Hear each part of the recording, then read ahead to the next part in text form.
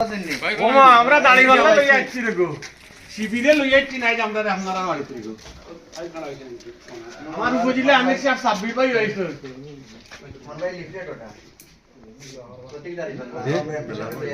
আমরা রে বা দাড়ি পাল্লা লই আইছি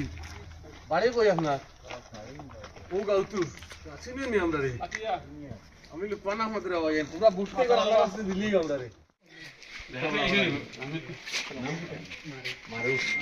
আমরা লাগি আমরা উপজেলা আমির সাহেব সাব্বির ভাই আছেন দেবা ইউনিয়নের যে বড় ভাই আছেন আর মাথা ধর আমরা লাগি কষ্ট দিলি বাবা বল ওই যাও বল আমরা দাড়ি পাল্লার হক কথা নাই ফিরা হইছো এমপি সাহেব পাল্লা আছেন